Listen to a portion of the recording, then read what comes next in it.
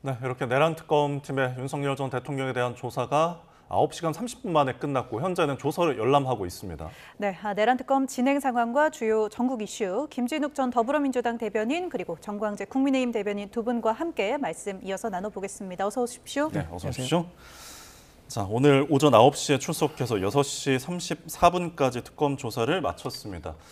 특검에서도 진술 거부 등 없이 순조롭게 진행되고 있다는 입장을 밝히기도 했는데 오늘 조사는 좀 어떻게 바라보십니까? 오늘 조사는 1차 조사하고는 좀 차이가 있는 것 같습니다. 특히 윤석열 전 대통령이 약간의 신경전은 있었지만 9시 출석을 요구했던 특검의 요구대로 출석을 했고 특히 지난 1차 조사 때의 체포 방해 혐의에 대해서는 1시간 정도 조사한 이후에 그 이후의 조사는 완전히 거부했었던 상황이 있었는데 네. 오늘은 오전에 한 3시간 정도 이 체포 방해 혐의에 대해서 아주 순조로운 조사가 이루어졌고 그 조사가 완료가 돼서 오후부터는 국무회의와 관련된 다른 조사로 넘어갔다라는 네. 얘기가 나오고 있다고 본다면 윤석열 전 대통령의 어떤 특검 조사에 대한 전략이 바뀐 것인지는 모르겠습니다만 비교적 오늘 아주 자연스럽게 잘 조사가 진행됐다라고 보여지고요. 한 8시간 실질적인 조사가 한 8시간 반 정도 이루어졌다라고 본다면 아마 그에 따른 조서 검토에 상당한 시간이 좀 소요될 가능성이 있어 보여서 아까 조사가 6시 반 정도에 마무리가 됐다. 오늘 조사는 마무리가 됐는데 네네. 그럼에도 불구하고 지금 한 3시간여 동안 계속해서 지금 조서를 감수하고 또 조서를 지금 보고 있다라고 한다면 좀 더 시간이 좀 걸리지 않을까라고 보는데 어쨌든 2차 조사가 원만하게 순조롭게 이루어진 부분에 대해서 다행스럽게 보이고요. 앞으로도 추가적으로 더 조사할 부분이 남아 있을지 여부 이 부분에 대해서는 조금 더 특검의 입장을 지켜봐야 될 것 같습니다. 네, 방금 말씀하신 것처럼 이제 오후 6시 34분부터 조서 열람이 시작됐다는 소식이 들려왔는데요. 아직까지 끝났다는 얘기 안 들리고 있습니다. 중간에 저녁 식사를 했다거나 휴식을 취했다거나 이런 이야기도 없고 거의 지금 4시간 가까이 이어지고 있거든요. 그만큼 답변 내용도 좀 많았다는 이야기 같고 귀가까지 상당히 좀 시간이 걸릴 것 같네요. 물리적으로 1차에 5시간 5분 했잖아요. 그때 3시간을 조서 열람을 했습니다. 마지막에 서명도 하지 않았고요. 그러니까 이번에는 8시간 반 했다면은 그때보다도 2배 가까운 시간을 했던 걸 고려하면 지난번에 3시간이니까 이번엔 그러면 한 5시간 정도는 해야 된다는 거잖아요. 6시 34분서부터 조사 열람 시작했다고 하니까 이 생각보다는 좀 시간이 길어지는 것 같습니다. 제가 듣기로는 애초에 저녁을 먹기로 예정되어 있었는데 저녁을 먹지 않고 조서 열람한 다음에 집으로 귀가하겠다라는 것을 특검 측에서 그 요청을 받아들여서 조서 열람이 시작되는 것으로 아는데 아마 윤석열 대통령 변호인단이나 윤 전 대통령은 이번 소환 조사가 마지막이 될 수 있고 이 조서를 가지고 구속영장을 청구할 수도 있겠다라고 판단한다면 보다 꼼꼼하게 열람에 대해서 챙길 가능성이 크겠죠. 그러니까 시간이 애초 예상했었던 것보다도 훨씬 길어지지 않을까 이런 예측들을 해볼 수 있을 것 같습니다. 네. 조서 시간에는 또 이제 열람에는 제한이 없기 때문에 아까 변호사 연결해서도 들어봤지만요. 그렇다면은 저희가 언제쯤 이게 마무리될지는 조금 더 지켜봐야 될 것 같습니다. 그런데 이게 윤석열 전 대통령이 이 체력적인 부분, 건강상의 이유 때문에 지난 1차 조사 때도 좀 기색이 좀 역력했고 그리고 그 다음에 이제 바로 이후에 소환에 대해서도 건강상의 이유도 좀 들기도 했거든요. 그러니까 지금 윤석열 전 대통령이 어떤 상황 때문에 이 저녁을 지금 식사를 안 하고 있는지는 모르겠습니다. 근데 지금 이제 저희가 확인한 것까지는 식사를 안 하고 있는 것으로 보이는데 어떤 상황이 어떻게 전개되는지는 나중에 이제 특검에서 설명이 필요한 부분이 있을 것 같고요. 지금 이렇게까지 건강과 관련된 부분을 저희가 염려해야 하는 부분인지는 잘 모르겠습니다만 어쨌든 오늘 마무리를 정확하게 짓겠다. 추가 소환을 더 이상 받지 않겠다라는 의지가 있는 것처럼 보입니다. 그런데 그것은 윤석열 전 대통령이 결정할 부분이 아니고 이 수사의 그 진척도라든가 앞으로 수사가 추가적인 수사가 더 필요한지 여부는 특검이 결정하는 것이기 때문에 특검의 판단을 좀 기다려 봐야 될 것 같고요. 아마도 오늘도 늦은 시간까지 지금 이 시간까지도 나올 귀가할 기색을 안 보이는 걸 보면 예. 상당히 시간이 더 소요될 것 같고 그렇다면은 뭐 특검에서 추가 조사를 또 뭐 언제로 그 일정을 정할지 모르겠습니다만 아마도 시간적 여유는 충분히 필요하다. 건강을 회복하는 시간이 필요하다라는 그런 요청을 윤석열 전 대통령 측의 변호인은 할 가능성이 있습니다. 그러니까 이제 지금 뭐 처음에 이 저녁 식사 없이 바로 이 조서를 열람하겠다라고 했던 건 아마도 조서를 빠르게 보고 일찍 귀가할 수도 있겠다라는 생각을 했었을 텐데 네. 지금 한 3시간여 정도가 지나는 동안까지 전혀 미동이 없는 걸 보면 상당히 꼼꼼히 봐야 될 것이고요. 오늘 이제 한 3가지 정도의 조사가 있었던 거 아닙니까? 특히 이게 그 체포 방해 혐의에 대한 조사가 하나 있었고 또 국무회의와 관련된 것, 또 외환죄와 관련된 것 이 3가지 것이 각각의 조사 시간이 상당히 길었기 네. 때문에 그것들을 전체적으로 다 조서를 열람하고 서명 날인까지 하는 데는 상당한 시간이 걸릴 것이다. 그렇다면 지금쯤이면은 뭔가 간식이라도 좀 어떤 좀 섭취를 좀 해야 되는 게 아닌가라는 생각이 드는데 그거는 문제 특검하고 네. 변호인 측에서 잘 상의해서 예. 건강에 해롭지 않은 상태에서 조사가 마무리될 수 있도록 하겠죠. 알겠습니다. 네, 특검 측에서 추가 소환 여부는 아직 결정된 바 없다고 뭐 그런 이야기가 들려왔는데요. 오늘 오전 출석 당시 모습부터 하나씩 다시 좀 짚어보면요. 이제 1차 소환 때랑 마찬가지로 오늘도 포토라인에 서지 않고 뭐 침묵을 지키면서 금방 들어갔습니다. 별도의 메시지 같은 게 없었어요? 지금 내란 혐의와 관련해서 재판이 한창 진행 중이죠. 그리고 윤석열 전 대통령은 계속해서 이 비상계엄과 관련해선 본인이 대통령으로서 갖고 있는 통치 행위의 일환이었다. 정당한 권한 행사였다라는 점을 강조하고 있기 때문에 이 특검 수사 자체에 대해서 정당성을 인정하지 않을 가능성이 크겠죠. 그래서 본인이 어떤 이야기를 특검 조사를 받는 과정에서 한다고 하더라도 유리할 게 없다라는 현실적인 판단을 했을 것이라고 보고요. 저는 오늘처럼 이렇게 열람 기간이 길어지는 것도 특검 수사가 무리하게 진행되고 있고 본인이 동의하기 어려운 부분들이 굉장히 많이 있다라는 점을 본인의 지지자들에게 하고 싶은 것은 아닐까 이렇게 생각해 볼 수도 있을 것 같습니다.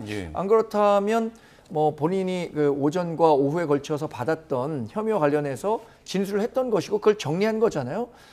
조금 일찍 나올 수도 있을 것으로 예상이 됐었는데 시간이 길어지는 것을 보면 아마도 본인과 관련한 여론 이런 것들도 충분히 고려하는 열람 그 기간 연장이 되지 않나 이렇게 판단해 봅니다. 조서를 이렇게 좀 꼼꼼하게 열람하는 이렇게 시간을 계속해서 들여서 조서를 열람하는 것 자체를 보여주는 것도 일종의 메시지다. 네. 예, 모든 것들에 대한 좀 의미를 저희가 좀 짚어볼 수 있을 것 같은데 그렇다면은 저희가 별도의 면담 없이 이번 조사는 바로 시작이 됐단 말이죠. 그리고 조사자 자체도 1차 때는 이제 진술 거부까지 일어날 정도로 조사자에 대한 거부도 있었는데 이번에는 그 점을 좀 고려를 했을지 특검 측에서는 그 이제 박총경이 배석만 해서 지원을 했단 말이죠. 이 부분도 고려가 된 걸까요?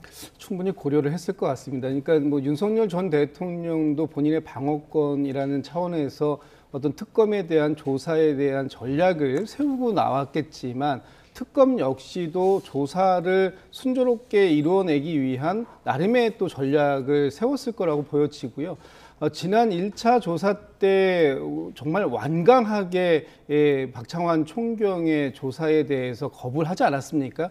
그런 상황을 또다시 연출하고 그래서 결과적으로 조사가 이루어지지 않는다면 아마도 윤석열 전 대통령 측에다 불필요한 빌미를 조사 거부에 대한 빌미를 또 줄 수도 있겠다라는 생각을 했을 수도 있을 것 같습니다. 그래서 오늘 특검에서는 이 조사의 그 효율성 차원에서 이 특검보가 지휘하고 2명의 부장검사가 직접 그 조사 신문을 담당하는 것으로 그리고 지난번 말이 좀 나왔던 박창환 총경에 대해서는 이 그 수사를 지원하는 차원에서 배석시키는 정도로 이런 전략을 좀 수정한 것인데 아마 그 전략이 먹혔다고나 해야 될까요? 오전 3시간 동안 윤석열 전 대통령이 본인을 체포하려고 했던 상황에 대한 체포 방해 의혹 혐의점에 대해서는 충실하게 신문을 받았고 그 부분에 대해서 그 조서를 확인할 정도로 신문이 완성됐다라고 본다면 오늘 뭐 저희 특검의 전략은 상당히 효과적인 전략이었다라고 평가할 수 있을 것 같습니다. 예, 알겠습니다. 네, 이렇게 조사 인원 자체도 지난 1차 때보다 2명에서 뭐 박종경도 배석하고 추가 인원들도 늘어나면서 조사 인원 자체도 좀 늘어났습니다. 이렇게 1차 출석 때랑 같은 공간이어도 인원이 늘어나면은 조사받는 입장에서 어느 정도 좀 압박감이 될 수도 있을 것 같고요. 네, 뭐 일주일간의 시간이 지났죠. 1차 조사와 2차 조사는. 저는 그래서 박창환 총경이 굳이 어떤 실익을 얻기 어려운 상황에서 특검이 박창환 총경에게 반드시 이게 질문을 할 정도의 권한을 주지 않고 다른 사람을 통해서 하는 걸 택했다는 것은 특검 측에서 잘한 결정이라고 봅니다. 예. 왜냐하면 괜히 저 윤석열 전 대통령이나 변호인단 측이 이런저런 이유로 조사를 거부할 만한 명분, 그러니까 핑계거리를 주지 않는다는 측면에서 그런 결론을 내린 것 같고요. 아무래도 여러 사람들이 질문을 하게 되다 보면 변호인단이나 윤석열 전 대통령 측에서도 부담이 좀 커지겠죠. 그리고 지난 일주일간의 여러 혐의와 관련해서 다른 분들에 대한 조사가 이루어졌습니다. 그러니까 그 사람들이 어떤 진술을 했는지 윤석열 전 대통령은 알지 못한 상황에서 들어갔을 거고 예. 그렇다면 그 사람들의 진술을 바탕으로 해서 윤석열 전 대통령을 보다 좀 몰아세우는 쪽으로 수사가 이루어졌을 가능성이 크다고 봐야겠죠. 예. 네. 그렇다면 이 아까 언급하신 것처럼 열람에 대해서 좀 꼼꼼한 어떤 검토 같은 것들이 있으면서 수정 요청을 하지 않겠습니까? 그렇다면은 이 수정 요청이나 이 부분에 대해서 검찰 측에서 좀 받아들이지 않으면은 네. 서명 날인 거부 사태가 또 일어날 수 있지는 않겠습니까? 그래서 뭐 그럴 가능성도 배제할 수는 없을 것 같습니다. 지금 상황만 놓고 보면 시간이 좀 길어지고요. 1차 때도 본인이 그 서명을 하지 않았잖아요. 이렇게 예. 서명하지 않을 경우에 법정에서 증거로 채택할 수는 없지만 그 판사들은 분명히 여러 정황들을 다 같이 볼 겁니다. 그리고 다른 참고인 또는 피의자로 조사를 이미 받았던 사람들에 대한 증언은 이미 서명 날인이 됐을 것이기 때문에 네. 그런 종합적인 판단을 법원에서 하지 않을까 이렇게 예상이 되는데 예. 그래서 윤석열 전 대통령에 대해서는 내란 혐의와 관련해서는 구속영장이 재청구되긴 어려운 상황입니다. 지금 법적으로. 예. 그래서 다른 혐의, 직권남용이라든가 공무집행 방해라든가 이런 부분과 관련한 구속영장 청구 가능성이 있는데 예. 이게 불구속 상태에서 재판을 받아도 되는 사안인지 아니면 구속 상태가 반드시 필요한 사안인지에 대해서는 법원이 적당한 판단을 내릴 것으로 예상합니다. 알겠습니다. 네, 오늘까지의 조사 내용을 토대로 추가 소환이나 구속영장 청구를 또 특검에서 검토를 할 텐데 지난 1차 소환 이후에 이제 내란 특검팀이 특히 체포 저지 혐의와 관련해서는 박 전 경호차장 그리고 김성훈 전 경호차장 불러서 상당히 강도 높은 조사를 펼쳤다는 소식이 좀 들렸었거든요. 이때 유의미한 진술이나 증거가 좀 확보가 됐을까 이런 이야기가 나왔습니다. 어떻게 보세요? 충분히 확보가 됐을 거라고 봅니다. 특히 이제 언론을 통해서 나오는 얘기들을 보면 윤석열 전 대통령과 나누었던 대화 내용들이 지금 이제 나오고 있어요. 윤석열 전 대통령이 국군 통수권자의 아니만 생각해라라고 이제 보냈던 내용들, 또 비화폰 정리해야 되지 뭐 이런 뭐 내용들, 또 그리고 그동안 그 특검뿐만 아니라 경찰 조사에서도 이미 이 부분에 대한 조사는 상당 부분 이루어진 것이 있고 이것들이 이제 지금 특검으로 이첩되어서 특검에서도 종합적으로 판단을 했던 상황들이고, 그리고 오늘 그 2명의 부장검사와 박창환 총경이 이제 들어가서 배석을 하고 있는데 예. 상당히 질문들이 날카로웠을 것이라고 봅니다. 특히 이미 참고인들로 조사가 이미 이루어진 상태에서, 그리고 근데 거기에 참고인뿐만 아니라 김성훈 전 경호처 차장 같은 경우에는 피의자 신분이에요. 또 직접적으로 공무집행방해, 특수공무집행방해와 같은 혐의를 가지고 피의자 신분이었었기 때문에 예. 아마 그 굉장히 여러 명의 그 참고인들 진술이 있었을 겁니다. 특히 경호처에 지금 이제 오늘 저희가 언급하고 있는 부분은 이제 그 박종준 처장하고 예. 김성훈 차장만을 언급하고 있습니다만 이 사람들을 조사하기 위해서 또 상당히 많은 이 경호처의 직원들이 예. 참고인 조사를 받았을 거기 때문에 거기서 나온 내용들을 토대로 해서 질문지가 작성이 됐고 그 질문지를 한 3시간여에 걸쳐서 윤석열 전 대통령에게 질문했다는 것은 예. 굉장히 구체적인 질문들이 있었을 것이다라고 보여지는 것이고 예. 그렇기 때문에 본인의 답변이 앞으로 재판 과정에서 이것이 이제 기소가 된다면 재판 과정에서 그 재판부에게 상당한 심증을 형성해 줄 수 있기 때문에 이게 이 부분에 대한 조서 검토가 굉장히 꼼꼼하게 이루어질 것이다. 이 부분에 대해서는 지난 1차 조사 때 조서 검토를 전혀 하지 않았기 때문에 오늘 부분이 사실상 처음 하는 그 검토이기 때문에 이 조서 열람 및 이 조서 검토 날인까지는 예. 상당한 시간이 좀 걸리지 않을까 이렇게 전망이 될 것 같습니다. 알겠습니다. 저희 지금 이 시각 서울 고등검찰청 앞에 잠시 후 윤석열 전 대통령이 모습을 드러낼 현관을 저희가 시각각으로 보여드리고 있습니다. 내란 특검과 관련된 이야기들도 나누고 있는데요.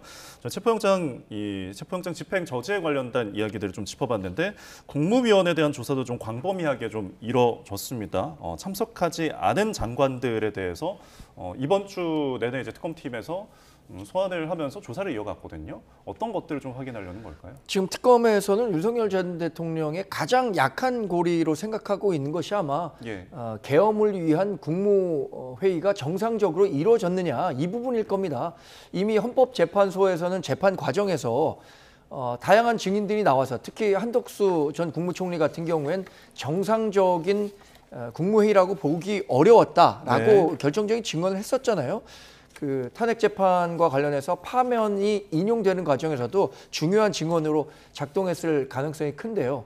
이 계엄과 관련해서 그러면 적법한 절차에 의한 본인이 갖고 있는 통치권 행사였느냐, 그렇지 네. 않았느냐에 대한 판단에 따라서 내란 행위가 되느냐, 그렇지 않느냐에 따른 그 결론이 날 것이기 때문에 계엄과 관련한 국무회의에 대해서는 다양한 사람들, 그러니까 그 당시에 참석한 사람들과 참석하지 않은 사람들에 대해서도 일반적인 국무회의와 계엄 때 국무회의는 어떻게 달랐고, 그래서 그것이 국무회의는 서면으로 부서한다고 돼 있잖아요. 예. 그런 것들이 이루어지지 않은 것들에 대해서 꼼꼼히 살펴봤을 것으로 예상하고 있습니다. 알겠습니다. 네, 이렇게 두 분 모시고요. 계속해서 이 특검 2차 대면 조사 소식 전해드리면서 또 이야기 나눠보고 있었는데요. 잠시 주제를 좀 바꿔서 어제 진행됐던 이 추경 관련해서 또 전국 상황 잠시 좀 짚어보도록 하겠습니다. 이제 어제 밤에 이제 추경 예산안이 통과가 됐습니다. 어떻게 보셨는지 일단 좀 이야기 해볼까요? 네, 어제 밤늦게 한 11시가 좀 넘은 상태에서 네네. 원래 정부가 그 제출했던 추경안은 30조가 조금 넘는 상황이었는데 네. 어제는 이제 1조 5천억 정도가 증액돼서 31조 8천억의 추경이 통과가 됐습니다. 그래서 이 부분에 대해서 여야가 합의 처리하는 모습을 좀 보여줬으면 좋았겠다라고 생각이 되는데 네. 그 지금 제1야당인 국민의힘에서 이 부분에 대해서 참여하지 않았던 네네. 부분은 좀 상당히 좀 유감스럽다 이런 생각이 들고요. 예. 지금 굉장히 민생 경제가 어렵고 또 우리 대한민국의 경제 상황이 너무나 어려운 상황이기 때문에 여기에 마중물을 좀 부어줘야 되겠다. 그 마중물을 통해서 민생 경제 회복을 좀 이루어 보겠다라고 하는 이 정부의 강력한 의지, 이 부분에 대해서 야당이 좀 협조적으로 모습을 좀 보여주셨으면 예. 더 좋지 않았을까라는 좀 아쉬움이 있습니다만 그럼에도 불구하고 국민의힘을 제외한 다른 야당까지 포함해서 이 추경안이 통과된 부분은 매우 시적절했다. 지금 경제는 타이밍이라는 말이 있는데 예. 이번 추경안이 그 타이밍을 놓치지 않기 위한 정말 마지막 발버둥과 같은 그런 절실한 마음에서 추경안을 좀 통과시킨 것이기 때문에 그 부분에 대해서 국민의힘도 양해하는 부분이 좀 있었으면 좋겠고요. 예. 그에 동시에 오늘 이제 바로 주말임에도 불구하고 네. 이재명 대통령께서 국무회의를 소집해서 이 부분을 이제 통과시키지 않았습니까? 이게 예정에 없던 국무회의죠? 예정에는 없었고요. 지금 이렇게 주말에 통과가 됐다, 이제 국무회의를 소집해가지고 이 부분을 바로 즉시 처리했다라는 것은 그만큼 지금 하루가 급한, 한시가 급한 상황이었던 것들을 반영하는 것이다라는 것이고, 오늘 이재명 대통령이 국무회의를 통과시킨 이후에 예. 바로 기재부와 관련 부처들이 나서서 이 부분에 대해서 앞으로 어떻게 집행하겠다라는 부분에 대해서도 구체적인 입장을 밝히지 않았습니까? 특히 그 민생경제와 직접적으로 관련되어 있는 소비 쿠폰 같은 경우에는 이달 21일부터 개시하겠다, 이런 구체적인 안들도 나오고 앞으로에 대한 입장들이 나왔기 때문에 상당히 발빠르게 정부가 민생경제 회복을 위한 노력을 하고 있다, 이렇게 평가를 해야 될 것 같습니다. 알겠습니다. 추경안 협조에 대한 좀 아쉬움을 나타내셨는데 이 추경안 내용에 대해서 증액이나 감액이나 그 내용에 대해서 좀 아쉬운 부분이 또 있으실 것 같아요. 네, 추경 편성과 관련해서 우리 당도 추경 편성 자체에 대해서 반대했었던 것은 아니죠. 그러나 민주당이 갖고 있는 추경 편성과 관련한 태도, 그러니까 답정너식 추경 편성안과 갖고 있는 그 추경 계획안에 대해서는 동의할 수 없다는 거죠. 예를 들어서 민생회복 지원금과 관련해서는 13조 원이 편성됐는데 그 돈으로 다른 부분에 대한 민생회복, 경제 활성화를 했더라면 더 효과적일 것이다라는 통계들도 많이 나와 있습니다. 우리가 흔히 얘기하는 재정 지출에 대한 재정 승수, 이거 얘기하는데 민간 부문에 이렇게 현금을 지우는 식으로 지원할 경우에 경제 유발 효과는 10원 투자하면 불과 2원, 3원밖에 되지 않는다는 통계가 나와 있잖아요. 반대로 정부가 재정 지출을 하면 8원, 9원까지 투자 효과를 높일 수 있다, 이렇게 되기 때문에 이 민생회복 지원금이라는 것은 이재명 대통령이 대통령 후보 시절에 공약을 했고 2024년부터 이미 총선 공약으로 내걸었기 때문에 무리해서 추구하고 있다는 그런 지적을 하고 있는 거고요. 또 관련해서 특활비 얘기를 안 할 수가 없습니다. 특활비는 불과 7개월 전만 하더라도 민주당이 이거 절대 인정할 수 없다라고 해서 대통령실과 검찰, 감사원에 대한 특활비, 특경비 다 삭감했던 겁니다. 근데 7개월 동안 바뀐 것은 여야가 바뀐 것 외에는 하나도 없는데 지금은 다시 특활비, 특경비 다 편성하겠다는 거 아닙니까? 그렇다면 그래도 염치가 있다면 이 부분에 대해서 지난해 있었던 예산 삭감에 대해서는 일정 정도 사과를 하고 추경 협상과 관련한 그 협의를 좀 구했어야 하는 것 아니냐, 이런 문제 제기를 하고 있는 겁니다. 네, 특히 여야가 좀 이렇게 갈등을 빚은 부분이 특히 대통령실 특활비 예산입니다. 국민의힘이 어제 이 강행 처리에 반발하면서 표결 불참하기도 했죠. 어제 어떤 일들이 있었는지 영상으로 좀 준비를 해봤습니다. 함께 보시죠.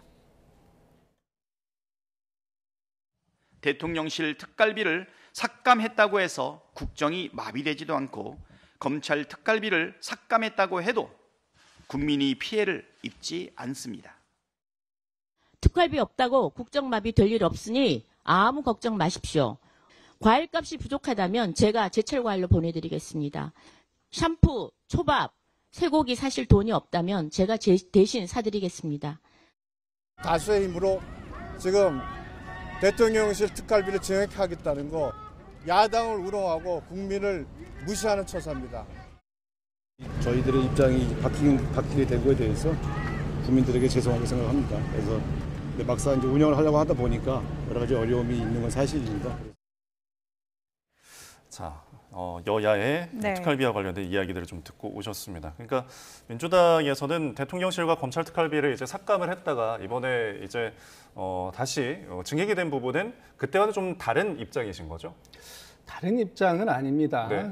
이제 저희가 작년 예산에서 대통령실과 검찰, 다른 기관들의 이 특활비, 특경비를 삭감했던 건 예. 이 부분을 정확하게 소명 좀 하라는 것이었어요. 잘 써야 되기 때문에 세금이잖아요. 그렇기 때문에 그냥 주먹구구식으로 주머니 쌈짓돈처럼 사용하지 말고 어디에 쓸 것인지 부분에 대해서 소명을 좀 잘 해라라고 얘기했는데 그 부분에 대해서 일체의 소명을 하지 않았습니다. 저희가 여러 차례 기회를 드렸음에도 불구하고 소명하지 않았던 측면이 있었기 때문에 예. 삭감이 불가피했다라는 이제 말씀을 좀 드렸던 건데, 물론 이제 저희가 작년에도 그때 얘기할 때 이 부분이 전혀 필요 없다라는 쪽으로 얘기한 건 아니었어요. 필요하면 삭감에 대해서 삭감은 우리가 의지를 가지고 있으니 예. 이 부분을 좀 정확하게 소명해라고 했던 것도 있고, 사실은 이제 그 이면에 보면 여야의 이 대치가 사실 굉장히 긴장감이 높게 이루어졌던 측면도 없지 않습니다. 그게 예. 이제 약간의 이제 감정적인 부분도 있었을 것이라고 보여집니다만, 그럼에도 불구하고 당시 대통령을 보좌하고 있는 경호처 같은 경우에는 충분하게 소명하겠다라는 부분을 밝혔고, 그래서 저희가 경호처의 특경비에 대해서는 삭감하지 않고 다시 원상 회복을 시킨 그런 것도 있어요. 그래서 이제 그런 부분들에 대해서 입장이 달라졌다, 내로남불이다라고 하는데, 뭐 우상호 오늘 정무수석께서는 네. 죄송하다라는 표현을까지 쓰셨습니다. 그만큼 지금 이제 대통령실의 입장에서는 이 부분에 대해서 필요한 부분이 있고, 그리고 오늘 대통령실에서 나온 반응은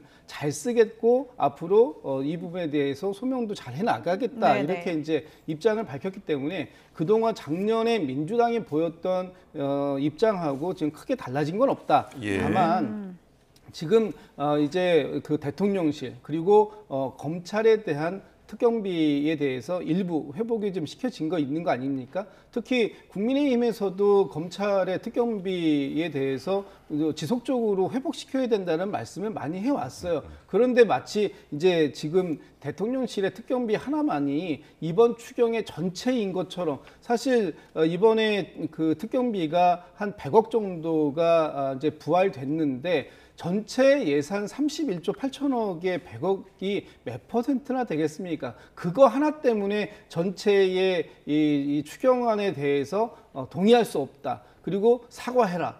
뭐 사과를 요구할 수는 있겠습니다만, 그 사과가 없다고 해가지고 국민의힘이 일방적으로 다 이 예산 추경 편성행과 관련해서 이렇게 보이콧하고 본회의에 불참할 정도의 상황이었는가 하는 부분에 대해서는 저는 좀 다시 한번 생각해 볼 필요가 있다고 봅니다. 예. 네, 국민의힘 입장 들어봐야 네. 되겠는데요.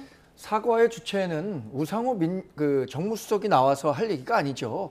당시에 예산을 삭감했던 그 특활비, 특경비를 삭감했던 주체인 민주당의 책임 있는 정치인, 예를 들어서 원내대표 정도가 사과를 해야 되는 사안이라고 생각합니다. 네. 사실 지난해 11월, 12월에 있었던 그 특활비, 특경비 삭감은요, 당시에 이루어진 것이 대통령실과 감사원, 검찰 이 세 개 조직에 집중되어 있습니다. 근데 이 세 개 조직은요, 민주당이 야당 시절에 가장 그 대립각을 세우면서 일종의 국정 운영, 그러니까 이 조직이 운영되는 데 있어서 회방을 놔야겠다라는 감정적인 마음으로 삭감한 거예요. 그러니까 박찬대 전 원내대표 같은 경우에도 그때 당시에는 이거 국가 재정 운영의 정상화 과정을 밟는 것이다, 이렇게 얘기했는데, 그럼 네. 7개월 지난 지금은 왜 정상화된 국가 재정 운영 방향을 바꿔서 특활비와 특경비를 복구하겠다는 겁니까? 그리고 이 예산 처리하는 과정에서 우리가 표결에 참여하지 않은 것은 네. 소수 정당으로서의 한계를 국민들에게 직접적으로 보여주기 위한 의사 표현입니다. 아무리 우리가 가서 어떤 식으로 부결하고 이런 의사 표시를 한다고 하더라도 예. 이미 답정너식의 민주당은 방향을 갖고 있는 거 아니겠습니까? 그리고 또 민주당이 그동안 추진했었던 방향과 관련해서 추가로 예산을 증액하는 경우도 많았는데, 이런 것들에 대한 종합적인 항의 판단이 본회의 불참이었다, 이렇게 예. 말씀드리겠습니다. 제가 짧게 네, 한 네. 가지만 좀 말씀을 드리면, 대통령 작년에 예산을 저희가 삭감할 때 대통령실에 대한 많은 의혹이 제기가 됐었습니다. 특히 대통령 관사의 불법 건축물이라든지 여러 가지 문제들이 분명히 있다. 그렇기 때문에 이것이 대통령실의 어떤 특경비가 이게 불법적으로 전용된 거 아니냐 이런 의혹들이 있었던 것이고 그 부분에 대해서 해명해라라고 요구했었던 거예요. 그러나 그때 전혀 해명을 하지 않았는데 지금에 와서 밝혀지는 사안들 보면 대통령실에서 뭔가 좀 전용된 부분이 있어 보이는 것이 건진법사에게서 발견된 5천만 원 관봉권 이 부분에 대해서 어디서 나갔는지 이거 조사해야 되지 않겠습니까? 그리고 지금 대통령이 거주했던 관저에 불법 건축물이 지어졌던 것 그리고 그게 실내 골프장으로 운영됐었던 것들이 지금 밝혀지고 있습니다. 그런데 그 비용이 어디서 어떻게 지출됐는지에 대해서 전혀 확인이 되고 있지 않아요. 그렇다면 저희로서는 당시 야당의 입장에서는 이렇게 많은 의혹들이 제기됐을 때 가장 첫 번째로 의심할 수 있는 건 대통령실의 특경비가 이렇게 잘못 도용돼서 전용된 거 아니냐라는 의심을 할 수밖에 없었던 상황이었습니다. 그 부분에 대해서 당시 여당이었고 또 대통령실에서 해명하지 못했던 거예요. 그런 부분들도 있었다라는 것이고 지금 국정 발목 잡기라고 저희가 자꾸 말씀드리는 게 일단 김민석 총리의 인준안 표결 때도 국민의힘에서 본회의장에 참석하지 않으셨습니다. 다 이탈하셨어요. 그러니까 결과적으로 이재명 정부의 출발에 대해서도 발목 잡기 했고 또 이번 추경 같은 경우에 민생 경제를 좀 회복하자. 정말 어렵다. 국민들이 허리띠를 졸라매다 못해 이제는 배와 등이 달라붙을 정도로 너무나 어려운 상황이다. 그렇기 때문에 마중물이 필요하다라고 얘기했음에도 불구하고 이것조차도 이 작은 사과 하나를 안 했다라는 이유만으로 참여하지 않았다. 이것은 민생 경제를 발목 잡은 것이다. 이런 비판을 저희가 드릴 수밖에 없는 것이다. 이런 말씀 좀 드립니다. 이 재정에 대해서 조금 말씀드린 것처럼 덧붙여주시죠. 민주당과 이재명 대통령이 계속해서 협치를 얘기하고 있습니다. 근데 말로만 협치를 하는 것이지 실제 국회 운영 과정에서 협치의 결과물이 나오고 있느냐? 국민의힘이 얘기하고 있었던 정책 제안이나 대화와 과정에서 얘기했었던 것 하나라도 받아들여졌던 것이 있습니까? 김민석 총리 인준과 관련해서도 얘기를 했는데 김민석 총리 갖고 있었던 의혹과 관련해서 해명이 됐다라고 판단하는 분 국민 중에 얼마나 있을까요? 저는 오히려 국회 청문회 과정을 완전히 무력화시키면서 국회를 무시하는 듯한 모습을 보였던 김민석 총리에 대해서 일방적으로 민주당은 다수의 의석을 갖고 있기 때문에 처리하겠다고 했던 건 아닙니까? 그러면 소수 야당이 갖고 있는 의사표현 불참하는 것으로 우리의 반대 의견을 표명하는 거죠. 불참했다는 것으로 그것을 국정 발목 잡기라고 판단하는 것은 저는 무리한 해석이라고 생각하고요. 불참하는 것 자체가 우리 소수 야당이 갖고 있는 의사의 표현이다. 이렇게 생각합니다. 알겠습니다. 협조와 협치, 발목 잡기와 의사 표현 이게 지금 대치가 되고 있는 상황인 거 여기까지 좀 이야기를 나눠보도록 하고요. 지금 언급하신 이제 김민석 총리가 이제 초대 총리가 됐습니다. 국무회의에 오늘 처음으로 참석을 했고요. 총리 임명 이후에 농민단체 만나고 바쁜 행보를 좀 보이고 있습니다. 앞으로의 행보도 좀 기대가 되는데 어떤 총리가 될 거라고 보십니까? 저는 김민석 총리가 본인이 이제 굉장히 새벽 총리가 되겠다. 저는 그 의미가 굉장히 부지런한 것도 있지만 현장을 잘 챙기고 먼저 준비하고 실행하는 총리가 되겠다. 이런 의지라고 저는 느꼈습니다. 특히 어제 김민석 총리가 대통령으로부터 임명장을 받고 바로 간 첫 번째 장소가 지금 농민단체들을 만나러 가셨잖아요. 근데 농민단체들이 지금 이 송미령 농림수산부 장관의 유임에 대해서 반대의 목소리를 내고 있는 겁니다. 갈등이 있는 것이잖아요. 그러니까 갈등이 있는 곳에 총리가 직접 현장을 찾아서 이 갈등을 풀어내는 역할을 담당하겠다라는 의지를 보여준 것이고 특히 김민석 총리가 유임이 된 장관의 어떤 유임 배경을 직접 설명을 드렸습니다. 그리고 거기에서 말씀하신 게 뭐냐면 대통령께서 공약하신 내용들이 변화되는 일은 없을 것이다. 특히 새 정부에 들어서 추진되어야 할 과제들은 따박따박 추진해 나가겠다라는 부분을 명시적으로 얘기를 했고 그 부분에 대해서 송미령 장관도 잘 협조해서 처리할 것이다라는 부분을 얘기해서 아마 지금 이제 김인석 총리가 가장 첫 번째 해야 될 것은 내각을 빠르게 구성하는 네네. 것이고 예. 이미 유임된 장관이 적절하게 자신의 역할을 다 할 수 있도록 총리가 그 부분까지 챙기면서 가는 모습, 저는 굉장히 뭐 잘한 모습이라 보여지고 앞으로도 책임 총리로서의 모습을 김인석 총리가 잘 해낼 것이다 이렇게 기대감을 갖고 있습니다. 네, 속도감 있게 오늘 이야기한 것처럼 성과를 좀 빨리 만들어낼지 지켜보기로 하고요. 이 총리 인준뿐만이 아니라 이제 앞으로 임시국회가 7월에 또 열리면 다른 장관 후보자들에 대한 국회 인사청문회도 열릴 거잖아요. 이때도 이제 뭐 여야의 대치 상황이 계속 좀 나올 것 같은데 어떠세요? 일단 김민석 총리와 관련해서 조금만 더 얘기를 해보면요. 네. 실세 총리가 될 수 있느냐 여부는 인사권자인 이재명 대통령의 의지에 따라 달렸다고 봅니다. 과거 노무현 대통령 시절에 예. 이해찬 총리가 실세 총리가 될 수 있었죠. 그분은 정치적 경력이 노무현 전 대통령보다 훨씬 더 높았고 갖고 있는 정치적 위상이 높았기 때문에 그랬던 겁니다. 당시에 김근태 전 장관 같은 경우에는 노무현 전 대통령하고 계급장 뛰고 한번 정책으로 붙어보자 이런 얘기를 했어요. 이런 결기를 가지지 않는 한 김민석 총리가 과연 뭐 얘기하신 것처럼 실세 총리가 될 수 있을지 좀 두고 볼 대목이라고 생각하고요. 예. 앞으로 내각을 구성하는 과정에 있어서 우리 국민의힘은 지금 장관 후보자로 내정된 분들에 대한 인사청문 정말 꼼꼼히 할 겁니다. 김민석 총리 시절에도 우리가 정말 열심히 검증을 하려고 했음에도 불구하고 증인, 참고인, 자료 제출 이런 것들이 이루어지지 않으면서 제대로 된 검증이 이루어지지 않았거든요. 만약에 이번 그 장관들 인선과 관련해서도 어물쩍 총리 때처럼 넘어가려고 한다면 그때는 정말 민심이 이재명 대통령의 아무리 국정 초반이라고 하더라도 그 동력을 충분히 살리지 못하는 정도의 반감이 생길 것이다 이렇게 예상합니다. 네, 그리고 인수위도 없이 출범한 정부이기 때문에 내각 구성에 대해서 굉장히 좀 심혈을 기울이고 속도를 내야 될 텐데 7월은 이제 인사 정국일 거란 말이죠. 어떤 전략을 가지고 좀 임해야 될까요?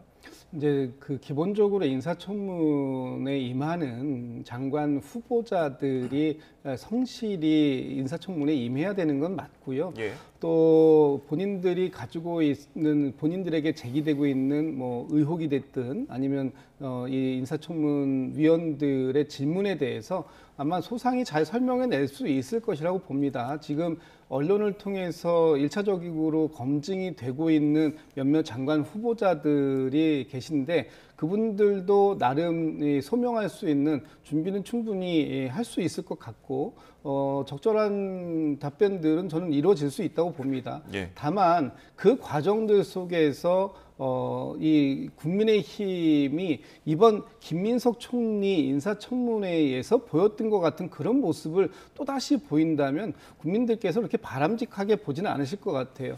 그러니까 인사청문이라는 제도가 그 한 개인의 어떤 도덕성도 중요하지만 그 자리, 그 장관 후보자로서 정말 정책적으로 어떤 의지를 가지고 임할 수 있는가 하는 이런 정책 능력이라든지 여러 가지 것들을 예. 동시에 검증하는 자리가 되어야 되는 거 아닙니까? 그런데 한 사람의 어떤 인신 공격을 위해서 그 사람을 공격하기 위한 자료만 요구하고 이런 그런 모습들 가지고 과연 국민들께서 야당의 역할을 제대로 하고 있다라고 평가를 하실지 그 부분에 대해서는 인사청문 과정을 예. 조금 더 지켜볼 필요는 있겠다 이런 생각이 듭니다. 알겠습니다. 네. 자, 7월에 인사청문 전국을 저희가 마무리하고 네.